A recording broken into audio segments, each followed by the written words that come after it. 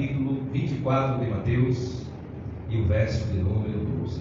Diz o seguinte: e por se multiplicar a iniquidade, o amor se esfriará de quase todos. Você pode ler comigo 3, 1, 2 e 3. E por se multiplicar a iniquidade, o amor se esfriará de quase todos. Você pode dizer amém? Amados irmãos, a palavra amor aqui utilizada pelo próprio Jesus é a palavra ágape. É uma palavra referente ao amor de Deus. Amor de Deus, um amor pegando fogo, um amor aquecedor, um amor que denota compaixão, graça, misericórdia, bondade, fidelidade e todos os atributos que se espera de uma pessoa que ama. Como também esse amor é conhecido como um amor incondicional, ou seja, que não põe condições para amar, assim como o amor, diferente do amor de amizade. Para ser amigo, tem que ser amigo. Eu só posso ser amigo de uma pessoa que quer ser minha amiga, essa é a condição. Amor de namorado, né? Amor de noivo, de casado, eu só posso casar com quem quer casar comigo. Mas o amor de Deus, ele não exige condições. Nós amamos porque ele nos amou primeiro. Nós amamos porque ele teve misericórdia de nós, ele teve compaixão de nós. E Jesus aqui, no seu sermão profético, sermão apocalíptico, ele está respondendo a uma pergunta dos seus discípulos que estavam com uma pulga atrás da orelha, dizendo: Senhor, quando vai ser isso? No final dos tempos. Quando é que o Senhor vai voltar e restaurar o mundo caído? Quando é que o Senhor vai fazer justiça aos seus santos? Quando é que a tua igreja, de fato, efetivamente, vai predominar e reinar sobre toda a terra? E Jesus começa a falar sobre algumas características do final, do fim de todas as coisas. Eu queria que você prestasse atenção, que eu sempre costumo dizer que estes sinais, eles estão na vida pessoal de cada pessoa. Esses sinais estão dentro da igreja e esses sinais estão fora da igreja. Então Deus vai trabalhar individualmente com as pessoas, punindo, julgando e até abençoando, salvando. Mas Deus vai tratar também com a igreja, Ele vai julgar a igreja, abençoar algumas, fechar outras, destruir outras, permitir a perseguição em algumas, o fechamento, a morte. Mas Deus vai tratar também com o mundo. Deus vai destruir os ímpios. Deus vai destruir os assassinos, os estupradores, os mentirosos, os adúlteros, os políticos corruptos. Deus vai tratar com o mundo. Não pense que o mundo vai prevalecer, muito pelo contrário. Já está escrito aqui que Deus, Ele tem um dia certo. O tempo certo eu não sei qual é, mas Ele vai aniquilar o mal e vai lançar no lago de enxofre. Tem glória a Deus? Glória a Deus. Mas só que Ele disse que antes dessas coisas acontecerem, existiriam algumas características. Eu gosto do texto de Tessalonicenses, eu não vou ler, eu vou apenas citá-lo, onde o apóstolo Paulo está descrevendo aos irmãos da Tessalônica que existia uma heresia lá naquela igreja, dizendo que o arrebatamento já tinha ocorrido. E Paulo vai dizer que não aconteceu, meu irmão. Para acontecer o arrebatamento, existem algumas sequências. Quando Jesus vem arrebatar a igreja, o que acontece primeiro? Os mortos em Cristo ressuscitam primeiro. O que acontece com a igreja que está viva? A igreja militante terá o corpo transformado. E logo em seguida vem o juízo do mundo, a aplicabilidade de Deus no juízo. Vai julgar o mundo, vai restaurar a natureza, lógico, o cosmos, para a igreja reinar. Essa é a Nova Jerusalém. Eu costumo dizer até brincando, é esse mundo sem ser, é esse mundo perfeito, é esse mundo restaurado. Nós não teremos mais esse corpo, mas nós teremos um corpo perfeito, glorificado. E ele vai citar aqui algumas coisas, como eu disse, que vai estar acontecendo dentro da igreja. E a primeira coisa que ele vai citar, antes do verso 12, ele vai dizer que a igreja vai ser atribulada. muitos da igreja serão mortos, serão odiados pelas nações por causa do nome de Jesus. Verdade é que isso já está acontecendo no mundo. Na China, na Arábia Saudita, em alguns países africanos, na Coreia do Norte, no Afeganistão. É aquilo que nós conhecemos como Janela 1040. Quem já participou de cultos de missões, isso é muito citado. Mas que Deus livre o Brasil dessa perseguição. Amém? Mas ele diz também que outra característica de dentro da igreja é o surgimento, o aparecimento de falsos profetas. Você tem ouvido falar de algum falso profeta na igreja? Você tem ouvido falar de alguém que ensina a palavra erradamente, propositalmente, para enricar, para ter fama, para ganhar dinheiro? Você tem ouvido falar nisso? Você tem ouvido? Então, essa é outra característica do filho.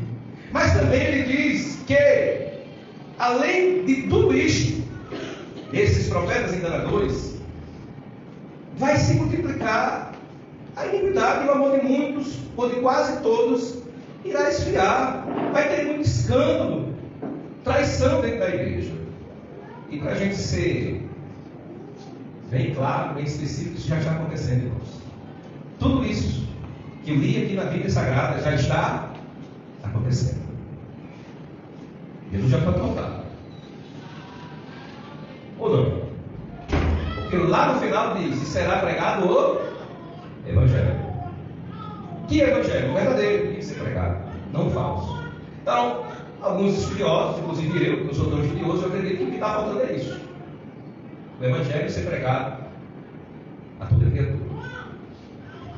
Mas vamos lá, irmãos. Porque Jesus citou que a causa do esfriamento do amor a Deus, do amor de Deus em nós, ou através de nós, está esfriando, foi a causa a iniquidade, a multiplicação da iniquidade.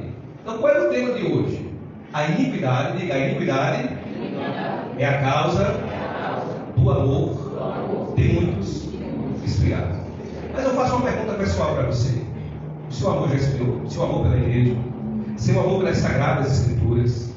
Seu amor pelo evangelismo? Seu amor pelos missionários? Seu amor pelo louvor a Deus? Pela casa de Deus?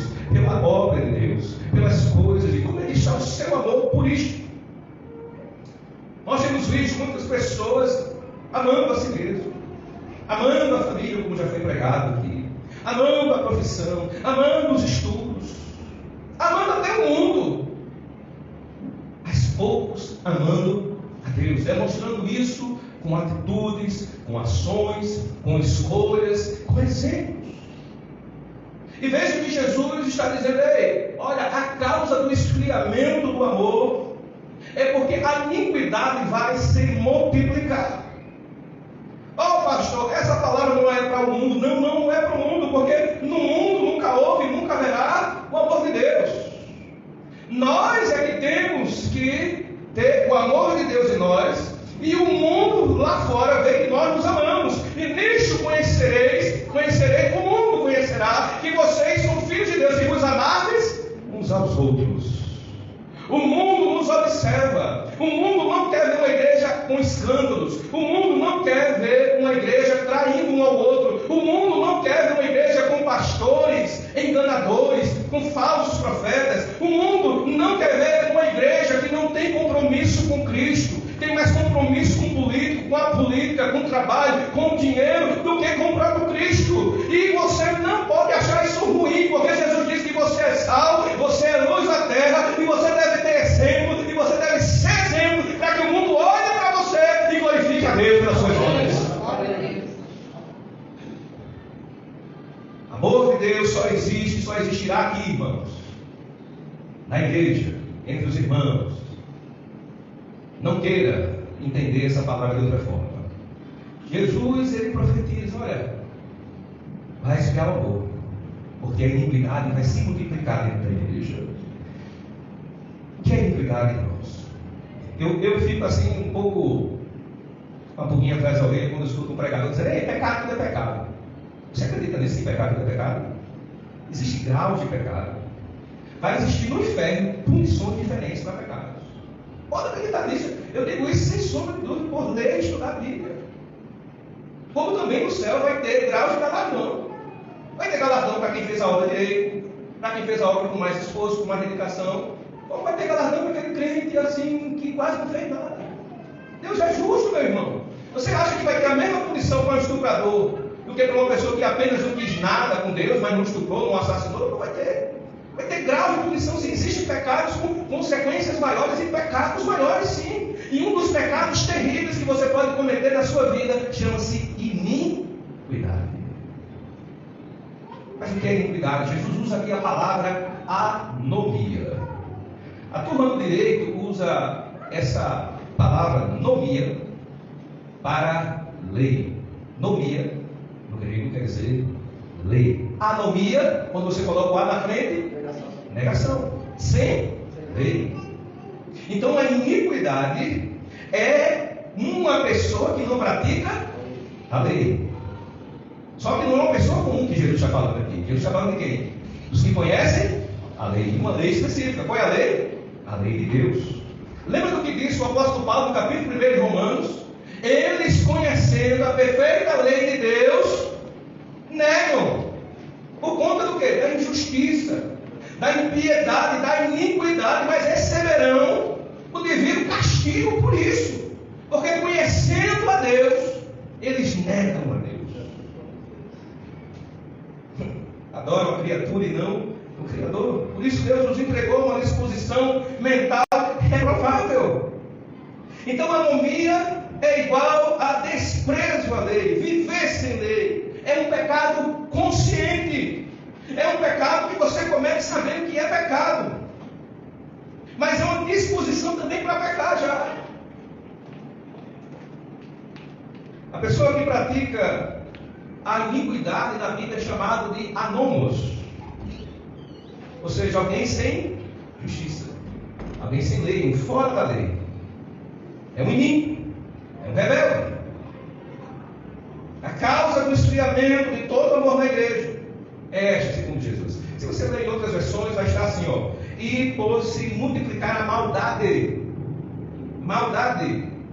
Maldade é algo que se faz não porque não se conhece, mas porque quer fazer a maldade, porque quer ser ruim, porque não está nem aí para a bondade, porque não está nem aí para a justiça, para a moral, para a ética. A pessoa que é um anônimos, ela é alguém como foi Saul, que sabia o que fazer, mas só queria fazer o que ele queria fazer. Deus dizia, faça assim, ele dizia, não, vou fazer do meu jeito, mesmo Deus tendo dado uma ordem direta. Existe anônimos dentro da igreja hoje. Existe a anomia dentro da igreja hoje, pessoas iníquas, que sabem o que tem que fazer, que sabem o que deve fazer, como fazer, mas não faz. Isso é iniquidade. É a falta de perseverança na lei de Deus, no que é reto, no que é legal diante de Deus. E essa legalidade não é conforme o padrão decalino, assembleiano, presbiteriano, congregacional, batista, pentecostal ou de uma igreja tradicional. Isso que é legal é conforme as escrituras sagradas, o que é que a Bíblia diz que eu devo fazer, o que eu devo ser, como eu devo me comportar. Eu queria afirmar, título de introdução, que o verdadeiro cristão não vive sem lei, que não é o fora da lei. O cristão verdadeiro é alguém que obedece à lei de Deus, que vive segundo os padrões morais e éticos da palavra de Deus. Isso é amor a Deus. Amém. João 14, Jesus Cristo disse o quê? Se vocês me amarem, vocês guardarão os meus mandamentos. Aquele que diz que o conhece, João, lá na primeira carta, e vive na prática do pecado, ele é o quê? Mentiroso. Se você diz que conhece a Deus, não guarda os seus mandamentos, e vive na prática do pecado, a Bíblia diz que você é um mentiroso, você é iníquo. Você é iníquo. E eu quero ver com vocês aqui as 3 maiores iniquidades cometidas pelos crentes. Primeira coisa, eu disse a vocês que o texto, capítulo 24, ele trata tridimensionalmente 3 coisas aqui, né? Tridimensional quer dizer 3 coisas. A primeira coisa é a vida pessoal. Aonde é que os crentes têm cometido mais iniquidade? no descumprimento das leis espirituais pessoais. Calma seu coração, diga para o seu irmão, calma o coração aí. Está só começando, viu? Só começando. Olha, a primeira iniquidade cometida por nós, que é só de obrigação nossa, oração. Você orou quantos minutos hoje? Você ora quantos minutos por dia? Você ora quando acorda? Você ora quando vai trabalhar, quando volta do trabalho? Você ora pelos seus irmãos? Você ora por mim? Você ora para Deus salvar? Você ora pelos políticos? Você ora pela sua cidade, pela sua nação? Irmãos, motivos de oração não falta, mas a iniquidade, a minha disposição de pecar é tão grande que eu acho que só tem compromisso e que quem deve orar na igreja é o pastor e as irmãs da terça-feira. Tem culto de oração na quarta-feira, mas as pessoas são tão iníquas que não vêm orar. Eu não estou falando isso de descrente não, porque é normal que o descrente não venha orar. Eu estou falando de você que é crente. É seu dever orar ou não.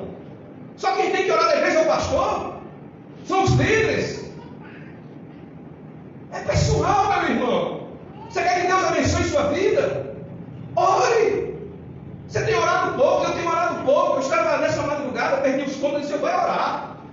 E fui orar por vocês, fui orar por mim, fui orar por minha família, fui orar pelo Brasil, fui orar por Pocinhos.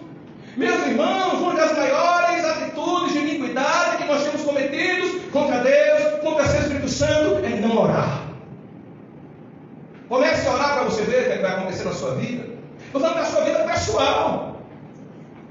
Deus quer abençoar a sua vida, meu irmão. Mas como é que Ele vai abençoar a vida do iníquo, que não ora, que vive pecando, que tem tempo para tudo, só não tem tempo para orar, para falar com Deus? Isso é um pecado, meu irmão. Mas a segunda coisa que eu vejo aqui, que é iniquidade na vida do cristão, é a falta de leitura da palavra. Tem irmãos com 5 anos de igreja que nunca leu a Bíblia Sagrada, nunca leu o Novo Testamento, nunca leu a Bíblia toda, 10 anos, 15 anos de crente, 20 anos, nunca leu. Tem crente que lê a Bíblia, tem. Como é o nome disso?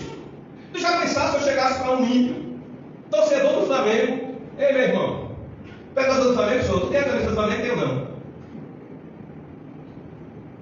O que é que tem a dizer com ele? Não é torcedor do Flamengo, não tem nem a camisa.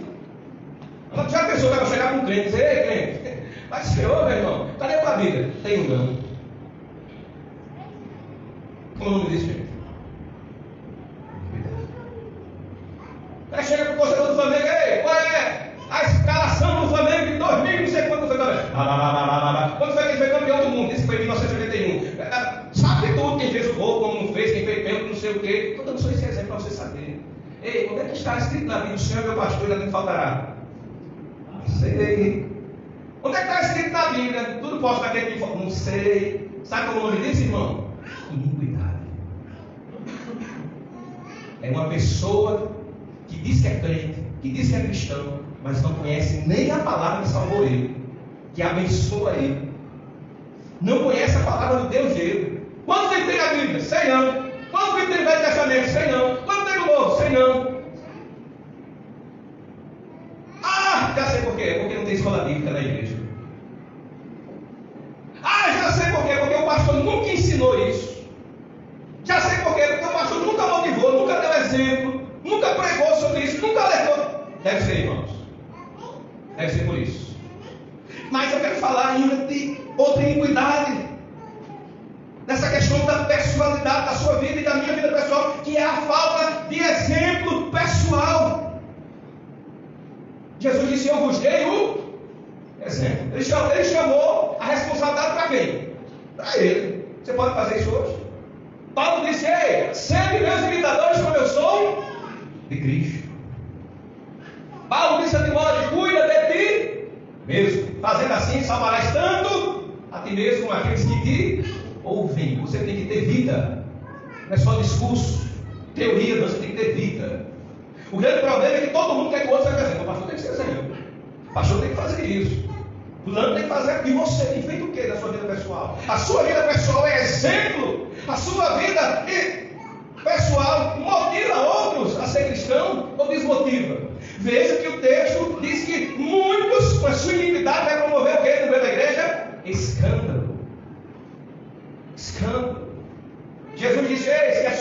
pessoal é motivo de escândalo, principalmente para os novos convertidos, sabe o que você faz? É melhor você amarrar uma cordinha no pescoço, com uma pedrinha grandinha e jogar ela no mar. Se a sua vida pessoal, meu irmão, não serve de exemplo para outros crentes, você é inimigo. Não estou dizendo que você tem que ser perfeito. Eu não estou dizendo que você tem que ser pregador. Eu não estou dizendo que você tem que ser o melhor cantor da igreja. Mas que a sua vida tem que ser exemplar. E a vida exemplar começa onde, gente? Em casa. Se você é esposo, seja um esposo, como diz a lei de Deus, a Bíblia diz. Se você é uma esposa, seja uma esposa, como a Bíblia diz. É triste as pessoas conhecerem a lei de Deus, ouvirem mensagens de janeiro a dezembro, ano após ano, mas permanecem na iniquidade, sem querer obedecer. Vivem como se não tivesse a lei de Deus. Sai do culto até e vai dizer que palavra, Deus me confrontou, a lei de Deus falou comigo. Não, tu acha que aquilo que o pastor pregou, tu acha que aquela mensagem, o que é que tu achaste? Eu acho que não é assim também não. Eu acho que Deus não é tão rígido assim não. Eu acho que Deus não vai levar em conta, porque eu desobedeço aqui, porque eu desobedeço ali. Deus conhece meu coração, Deus sabe quem eu sou, sabe mesmo. E é por isso mesmo que você vai ser mais cobrado, porque você conhece a palavra. Deus vai cobrar dos ímpios. Vai. Deus vai cobrar muito mais dos crentes, porque conhece a palavra de Deus. Deus vai cobrar muito mais de mim, porque conheço e prego. As pessoas não querem ser mais exemplo. Ele chegou ao absurdo da liderança chegar aqui e dizer: irmão, não olhe para mim não. Se eu não vou olhar para você, eu vou olhar para quem? Eu vou olhar para mim? Eu vou olhar para o político? Vou inspirar minha vida na vida do político? Eu vou inspirar meu casamento na vida dos atores da Globo, dos cantores sertanejos, é isso que eu vou fazer? Na vida de Greg, que diz que é crente. Meu irmão, tem exemplo como crente, seja exemplo.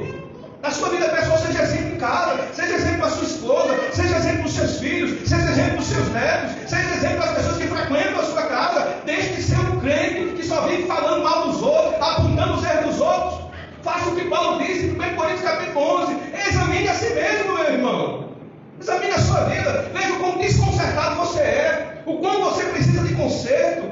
De tratar melhor as pessoas. De responder melhor as pessoas. De deixar de ser irado, desbocado. Do quanto você precisa ser controlado na sua vida financeira. Do quanto você precisa ser mais educado. Mais generoso, mais bondoso. Menos avarento. Do quanto você precisa ser uma pessoa mais paciente. Do quanto você precisa ser um amigo melhor, um patrão melhor, um empregado melhor. Qual é o seu exemplo? Aí as pessoas olham: isso é crente? Ah, mas se for para ser crente como esse, eu não quero não. Vou para ser crente como esse, que compra e não paga, que prega emprestado e não paga, eu não quero ser não, meu irmão.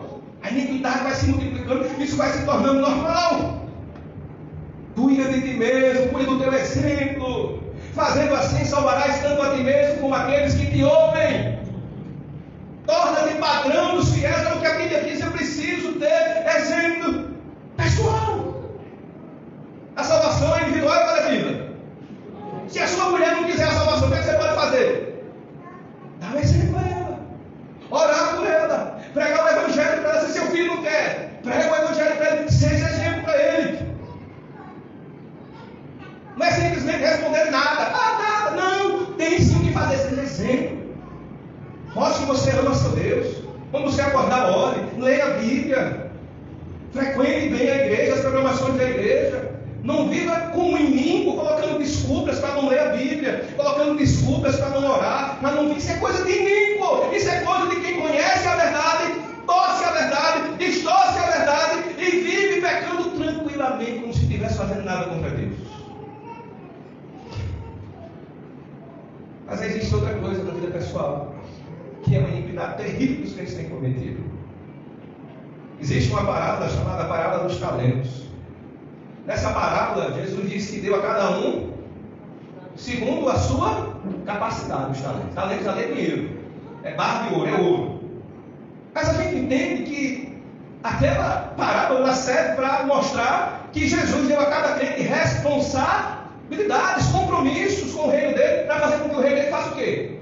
Cresça, se multiplique. Deixa eu perguntar uma coisa para você, meu amado. Já disse aqui hoje, você não precisa ser pregador nessa igreja. Você não precisa ser cantor. tocar bateria, tocar teclado aqui, guitarra, não. Mas eu quero acreditar que Deus deu algum dom a você ou não. Uma das maiores iniquidades da vida pessoal de um crente é quando ele tem algo dado por Deus e ele enterra. Tem gente aqui que está enterrando, meu amigo, dom dado por Deus, capacidade dada por Deus, e não é brincadeira.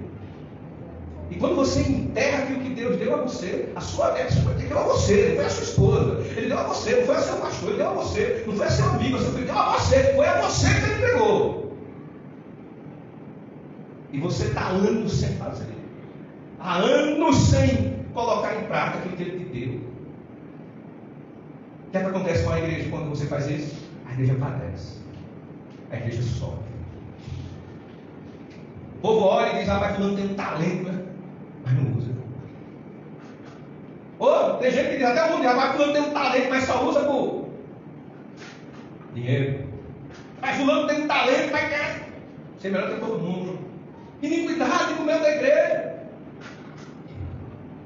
A gente sofre na igreja porque tem poucas pessoas para dirigir culto. Às vezes fulano quer dirigir culto. Não. Fulano quer fazer recepção? Não. Fulano quer? Não. Fulano? Não. E às vezes até quando está escalado não vem. Como é o nome disso, gente? Eu tenho outro nome para dar, senão iniquidade. Sabe o que tem que fazer? Conhece a lei de Deus. Prega para os outros, mas não prega para si mesmo. Exige dos outros, mas não exige de si mesmo. Isso é iniquidade. É falta de amor a Deus. É viver sem Deus para com Deus. Meus irmãos, Deus te deu dons. Eu quero acreditar que Deus te deu pelo menos um dom. É possível. Isso é pessoal. Eu lembro que em 1998 eu fui chamado para o Evangelho. Eu era DJ, no boate, fazia o povo dançar lá. E eu dizia até assim para mim mesmo e dizia para os outros: Deus deve se agradar muito de mim, porque eu faço o povo feliz dançando aí. Quando Deus abriu os meus olhos, Deus disse: você está ajudando o povo a ir para o inferno com essa música aí, com essas danças. E eu orei nesse Deus, da mesma forma que eu fui usado aqui pelo capeta, né? Para fazer o povo fumar, beber, se prostituir. Me use na tua casa para a tua glória. Eu não tinha violão, fui arrumar um violão emprestado. Eu não tinha como pagar uma aula, não tinha como ir atrás de uma aula. Eu chegava da faculdade 11 horas da noite, irmãos, para aprender a tocar violão. Ficava no meu quarto, fechava o quarto, ficava lá, blém. Quando eu cantava, meu irmão, e tocava, minha mãe dizia: pelo amor de Deus, sai de perto de mim, que você é muito desafinado. Eu ia lá para a esquina, às vezes, da minha casa. 100 metros de distância, era para não aperrear ninguém, porque eu era muito desafinado e não sabia tocar. Mas Deus tinha me dado um dom musical. E não podia enterrar aquele dom, porque minha mãe não acreditou em mim, porque muitas pessoas não acreditaram em mim, porque muitas pessoas me criticaram. Hoje, para a glória de Deus, eu sou um bom músico, eu sei cantar, eu sei tocar, porque eu tive responsabilidade, porque eu tive compromisso com Deus e amor por Deus para fazer com que meu dom desenvolvesse. Muitas vezes sem apoio de ninguém, recebendo críticas, patadas. E tem muito crente cheio de mimimi. Porque fulano não me deu isso, fulano não me ofereceu isso. Meu irmão, é pessoal. Se fulano não vai te ajudar, não te ajudou, o problema dele. Mas se Deus te deu o dom, te deu essa graça, trabalha para Ele, faz com amor para Ele, faz com amor pela igreja, faça pelos outros o que não fizeram por você, porque é isso que diz a lei de Deus. Faça pelos outros o que você quer que os outros façam por você. Essa é a lei de Deus, irmão. A gente vive com iniquidade: não fizeram por mim, eu não faço. Não me ajudaram, eu não ajudo. Não oraram por mim, eu não oro por ele. Isso é iniquidade, irmão. Como é que você conhece a palavra de Deus e põe esse argumento? Isso é argumento de iníquo, de ímpio, de pecador, do meio de crente. Segunda coisa, segundo ponto, que é a causa do esfriamento do amor. Que iniquidade é essa? É o descumprimento das leis de Deus para com o povo. O crente tem responsabilidade o quê? Pessoal. Mas o crente também tem responsabilidade com o mundo. crente tem que pagar seus impostos. O crente tem que cumprir a lei do mundo, que não é contrária à lei de Deus. Mas eu queria falar especificamente o que a Bíblia diz que eu, como cristão, tenho que fazer para o mundo. Existe na Bíblia, já dei vários estudos. Você pode ter memória curta, mas eu já dei. Existem ministérios dedicados a Deus. Existem ministérios dedicados à igreja. Mas existe ministérios dedicados ao mundo. E se tem uma iniquidade cometida pela igreja atual, chama-se abandono do evangelismo. Ou você acha que Deus trouxe você a essa igreja, converteu você para você apenas vir aqui, ouvir um bom louvor, ouvir uma boa palavra e passar a semana todinha sem falar de Jesus para ninguém? É um pecado grave que a igreja tem cometido.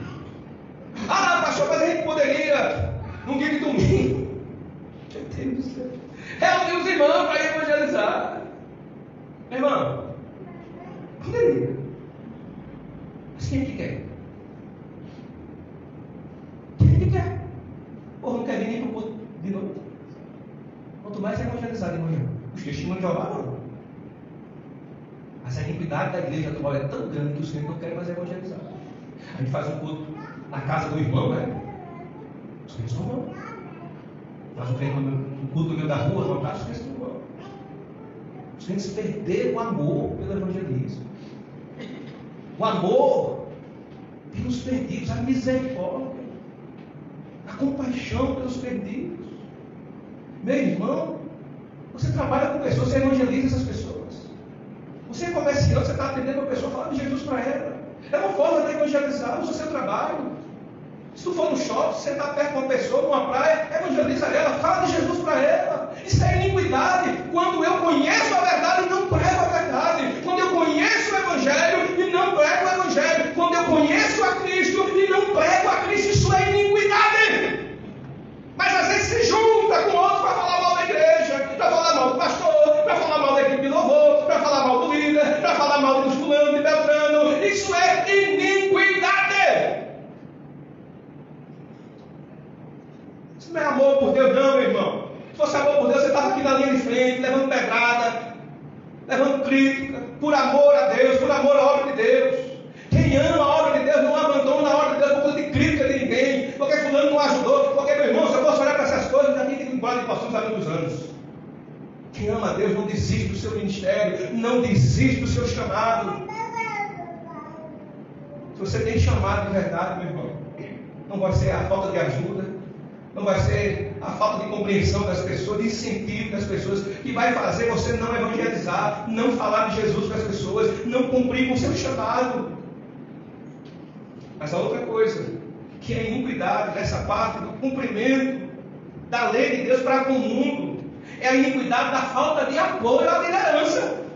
Além da gente não querer ser líder, não querer usar o dom que Deus nos deu, não querer evangelizar, não querer pregar, não querer cantar, não querer tocar, não querer arrumar uma igreja, não pelo contrário, as pessoas desarrumam a igreja, sujam a igreja, rabiscam as cadeiras, quebram as cadeiras. É absurdo, irmão. Você chega na igreja, o que acontece com a casa do Senhor às vezes?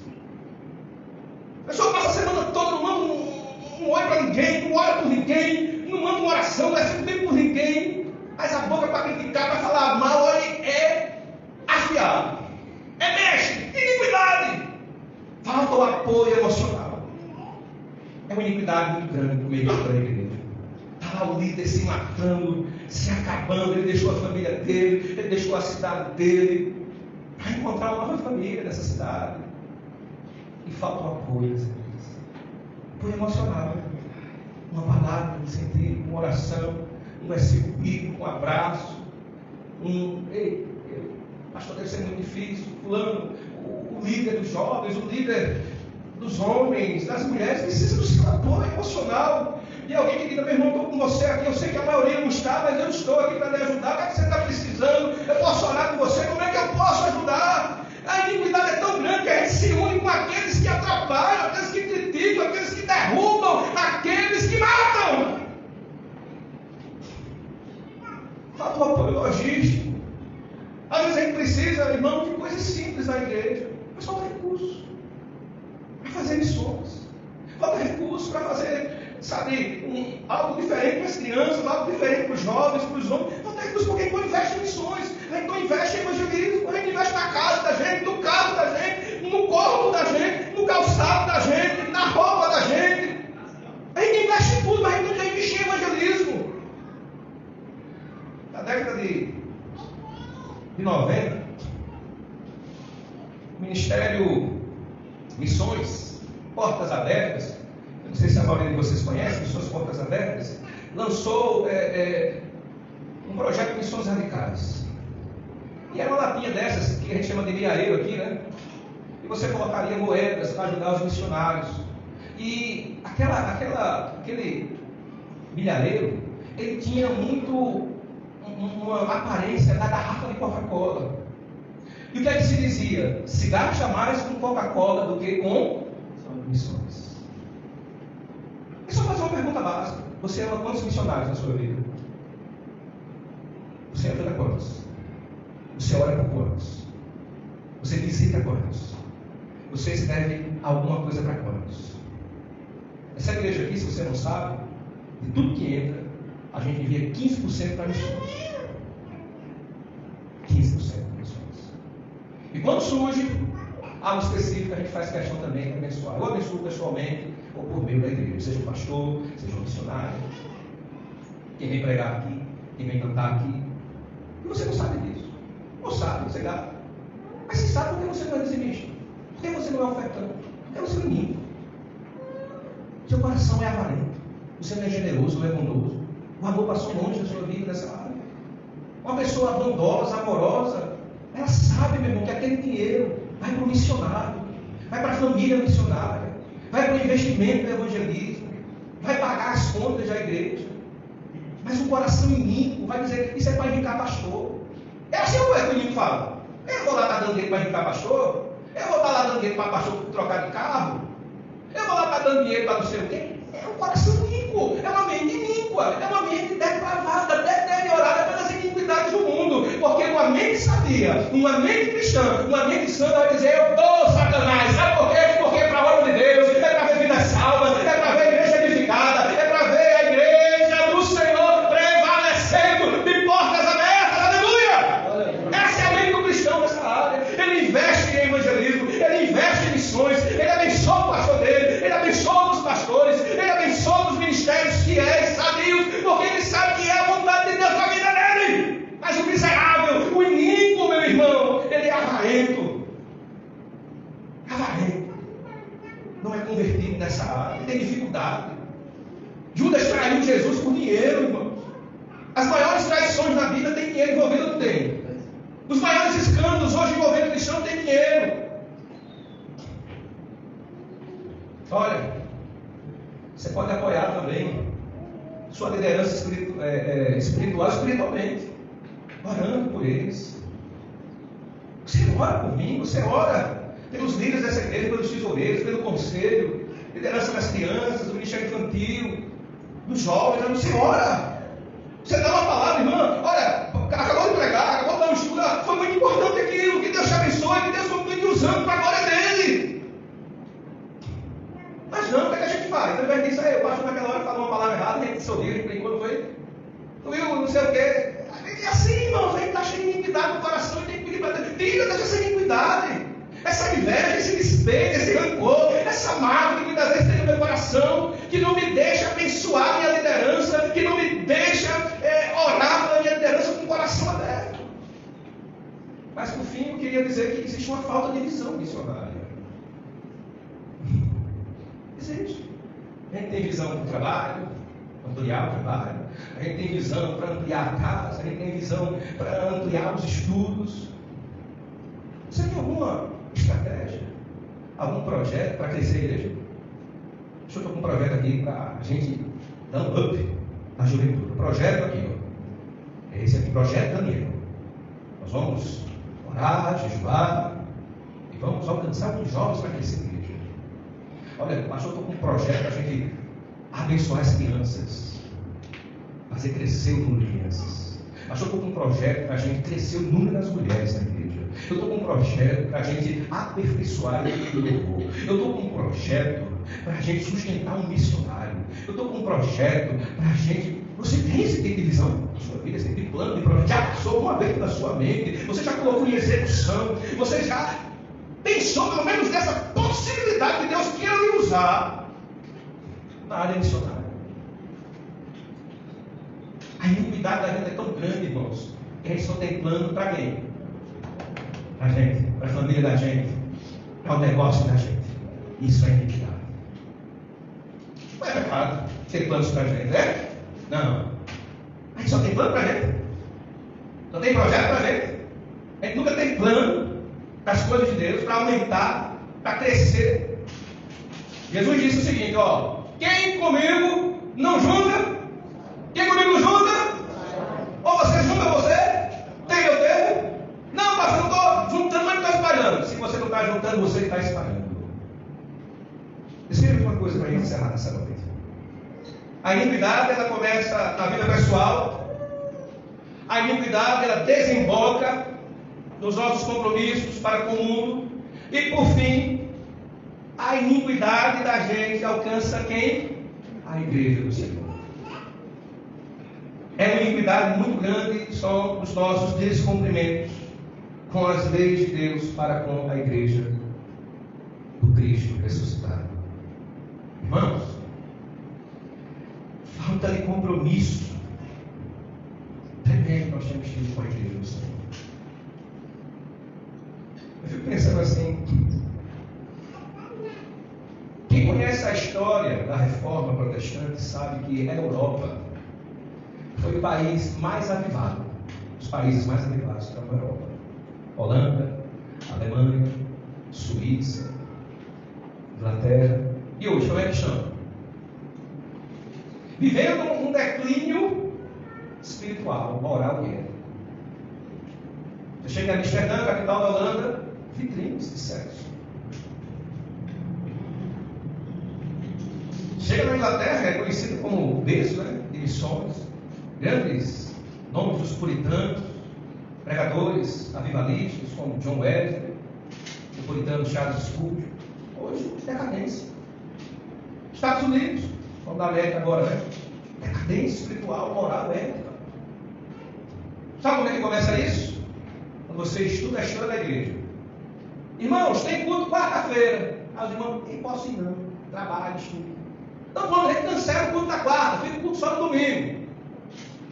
Pastor, domingo eu estou tirando para ficar com minha família. Então pronto, a gente cancela a escola bíblica. A gente tem culto só à noite no domingo. Pastor, no domingo a gente está tirando para ir no shopping. Tá bom, a gente faz o culto de 15 dias. Pastor, porque de 15 dias a gente tem que também, pronto, a gente cancela mais só do mês. Aí daqui a pouco o que acontece com a igreja? Fecha, morre. Você come quantas vezes por dia? Você come quantas vezes por dia? Domingo quando? 3. Vamos caminhar que eu conheço por aqui, 3 é bom demais. 6, 12, né? Tem gente que partilha todo comendo.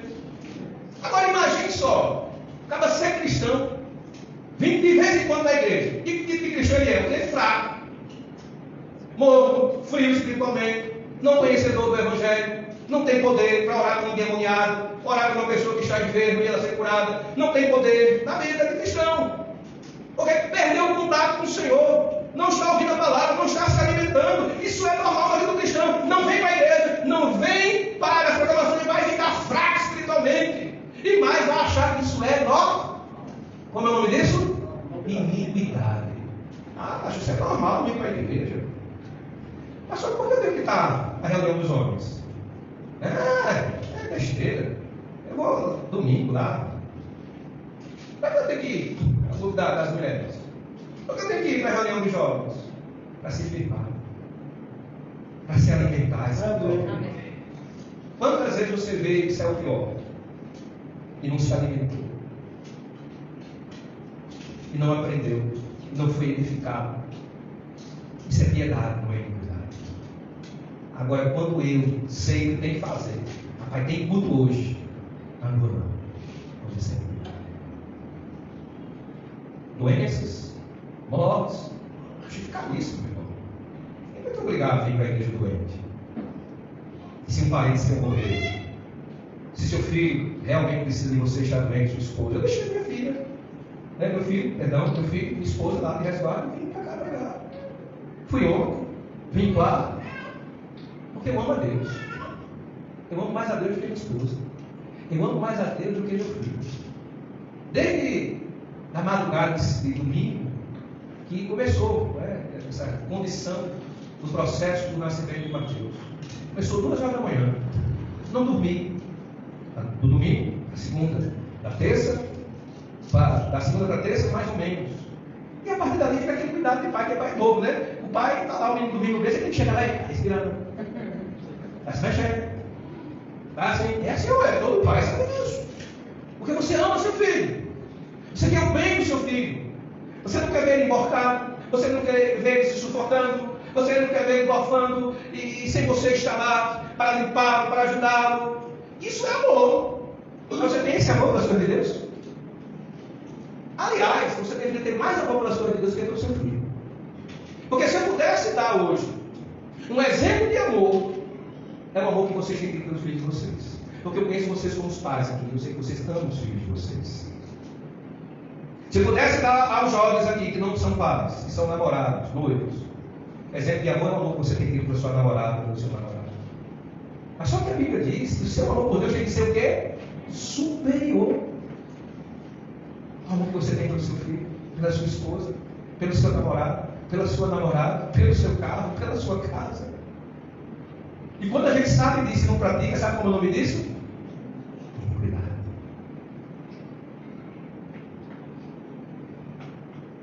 Iniquidade. Eu amo mais minha família do que a Deus. Eu amo mais meu filho do que a Deus. Amo mais meu trabalho, amo mais meu carro, minha casa, meu dinheiro do que a Deus. Eu sou um anão.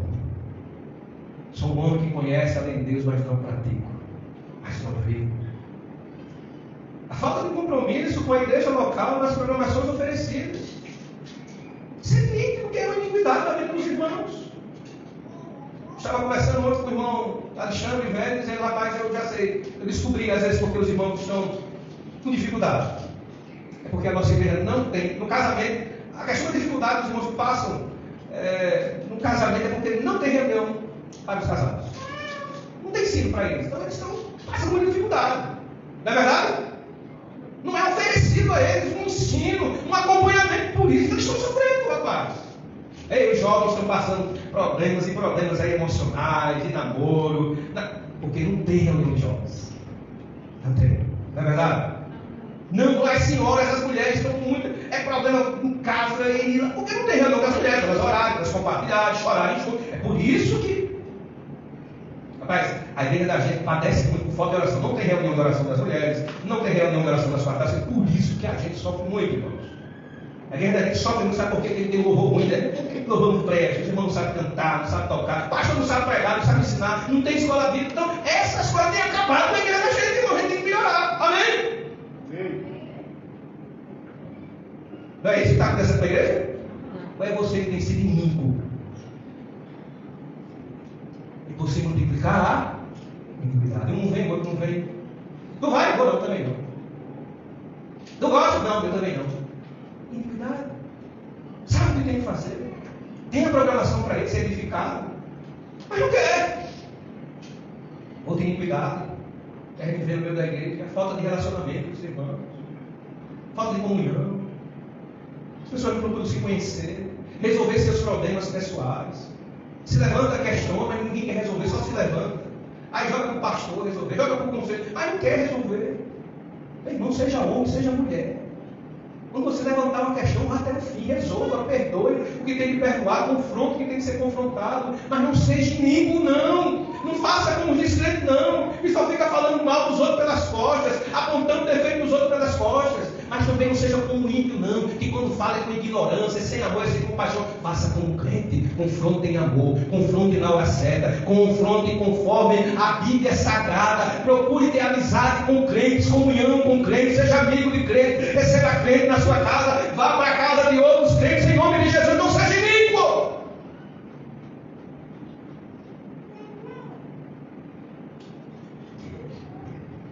Que acaba com a igreja. Capítulo 11, capítulo 12, apóstolo Paulo vai falar sobre que acaba com a igreja, divisão da igreja. É a má utilização dos dons. Dons sem amor. Partidos na igreja. Iniquidade. Pessoas que deveriam usar o seu dom, o seu talento para a glória de Deus, para a edificação da igreja, mas querem usar para si. Querem fazer do seu jeito, não do jeito da Bíblia. Capítulo 5 de 1 Pedro. Pedro escrevendo aos pastores, ele diz: eu, presbítero como vocês, escrevo a vocês: pastorei a igreja de Deus como Deus quer. Seja o líder que Deus quer que você seja. Seja a mãe, o pai, o filho que Deus quer que você seja. Mas é preciso para a gente encerrar. Eu já toquei um pouco nisso quando eu toquei no evangelismo, mas encerra aqui. Como pastor dessa igreja, é difícil falar, mas é necessário falar. Existe uma iniquidade cometida pela igreja que é terrível. É a falta de compromisso no sustento da obra de Deus. Estou falando da obra local agora. Eu estava lembrando alguns irmãos que alguns anos atrás a questão era tão difícil que às vezes a gente tinha que fazer campanhas de oração para pagar o aluguel da igreja. Não tinha como pagar o aluguel da igreja. Graças a Deus que essa fase passou. A gente aqui não vai na igreja, não vai na casa do irmão pedir dízimo, pedir oferta.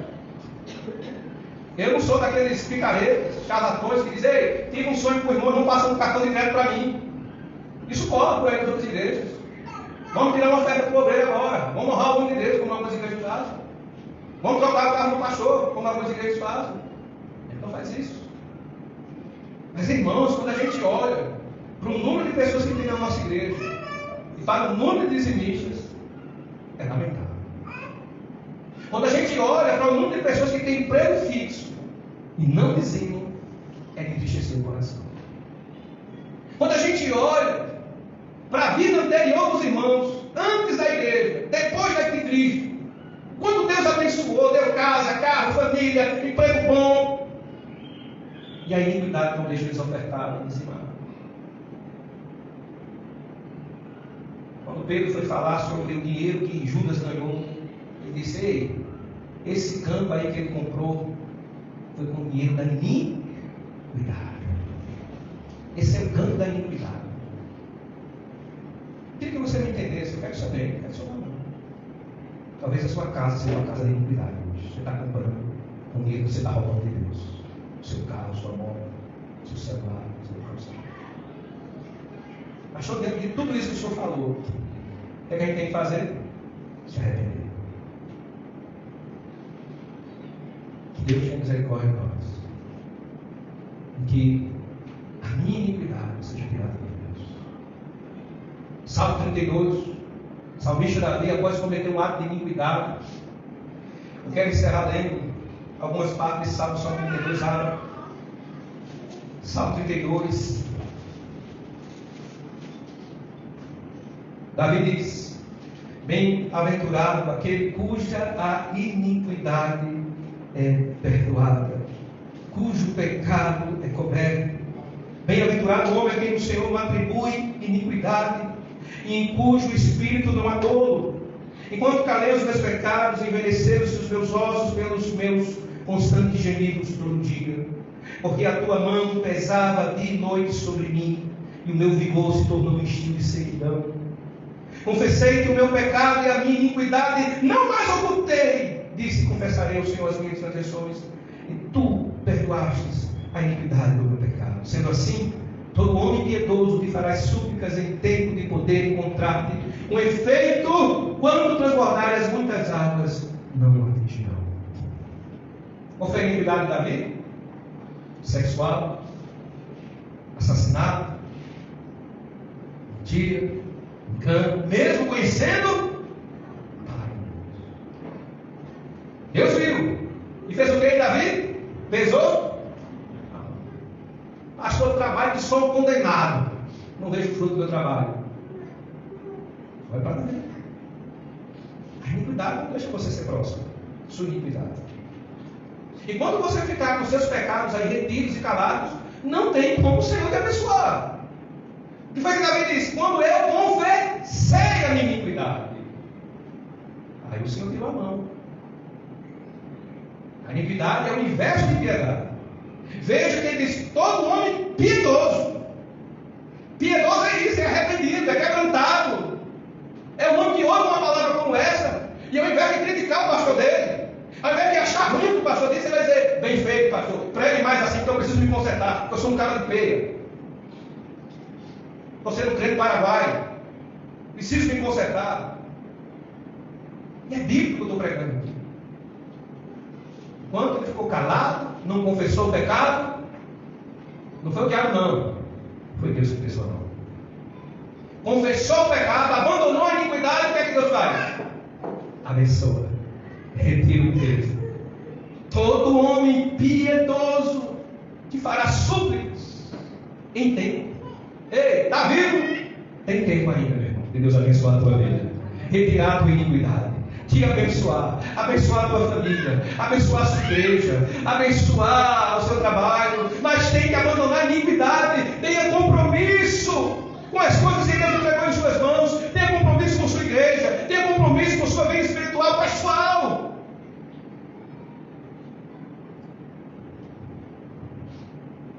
Todo homem piedoso em tempo te fará súplicas, e com efeito das muitas águas. O que são as muitas águas? As tempestades, as lutas, as aflições não te atingirão. Amém? Que a iniquidade na sua vida hoje tenha um basta, uma pausa. A partir de hoje você tenha atitudes diferentes. Tenha mais compromisso com você mesmo. Ore mais em casa, leia a Bíblia em casa, faça jejum se necessário. Cuide de você. Evangelize. Investe em evangelismo. Cuide da sua igreja. Cuide dos seus irmãos. Cuide dos seus líderes. E Deus vai te abençoar. Se você continuar sem fazer essas coisas, você vai influenciar outros a fazer a mesma coisa. Se você fizer essas coisas, você vai motivar outros a fazer a mesma coisa. E é mais fácil a gente motivar as pessoas para as coisas erradas e ruins do que motivar as pessoas para fazer as coisas corretas e boas. Que Deus tenha misericórdia de nós. Em nome de Jesus, vamos orar.